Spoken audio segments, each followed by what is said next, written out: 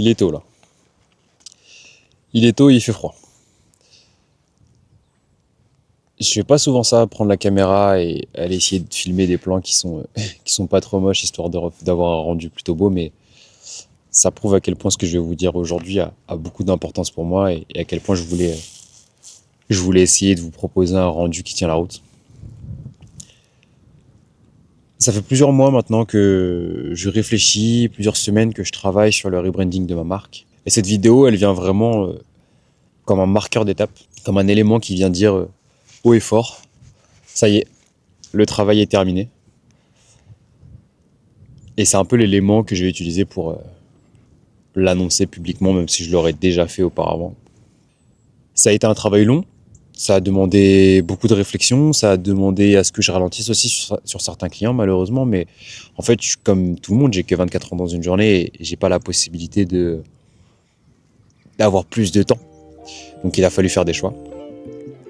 Mais je regrette pas du tout parce que aujourd'hui, je suis très fier de la direction que je vais prendre à partir de maintenant dans mon aventure entrepreneuriale grâce à cette marque.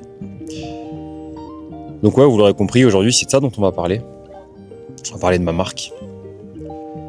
On va parler de Memory.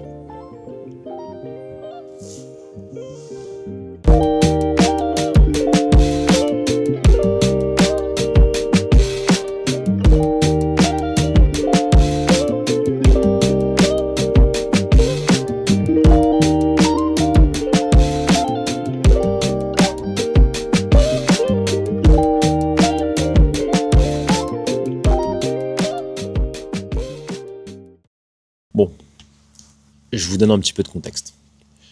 Début 2024, j'ai lancé une agence de ghostwriting LinkedIn qui s'appelait Kaboom Kitchen pour ceux qui connaissent.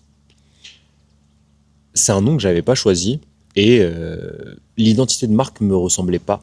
Avec du recul, même si c'est moi qui l'avais construite, mais en vrai ça à l'époque je m'en foutais parce que le but pour moi c'était vraiment de me prouver que je me relançais pas dans un énième projet qui n'avait pas d'avenir. Et j'avais surtout aussi besoin de prouver qu'il y avait une vraie demande sur le marché par rapport à l'offre qu'on proposait.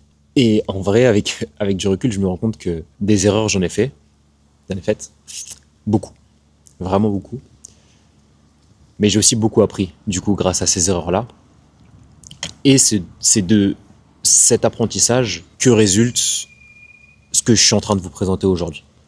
On a accompagné plus de 60 clients. Si je dis pas de bêtises, il faudrait que je refasse les comptes parce que je me demande même si on n'est pas proche des 70, enfin si on n'a pas dépassé la barre des 70. Des boîtes que vous connaissez, en plus, si vous êtes un peu dans le milieu entrepreneurial, des boîtes comme Wallaxy, Celsi, Tudigo, Ulysse, Rainbow, Biggie, Exvalia, Swappen, Hook, Brainlab, enfin bref. Voilà un petit peu le type de marque qu'on a accompagné pendant ces presque 2 ans d'aventure. Et tout ça m'a prouvé une chose, ça m'a prouvé que il y a un réel besoin sur le marché par rapport à l'offre qu'on propose. Et ce besoin, c'est quoi? C'est le fait que le fondateur prenne la parole et se montre publiquement dans le but de servir ses intérêts personnels, mais aussi et surtout les intérêts de sa boîte. Je pense sincèrement qu'on a une vraie carte à jouer là-dessus. Après, encore une fois, presque 2 ans d'apprentissage et de travail, j'ai enfin compris et j'ai mis le doigt sur une offre qui répond vraiment aux besoins des fondateurs à ce niveau-là. Pas dans le but de juste créer plus de visibilité, même si c'est un des objectifs, mais in fine, c'est quand même d'aller accomplir les objectifs business de nos clients, quoi. Maintenant que vous savez tout ça et que je vous ai donné un peu plus de contexte, rentrons un peu plus dans le détail de Memory, de pourquoi Memory, etc. Et comme ça, vous allez bien comprendre où est-ce que j'ai envie d'aller avec cette marque.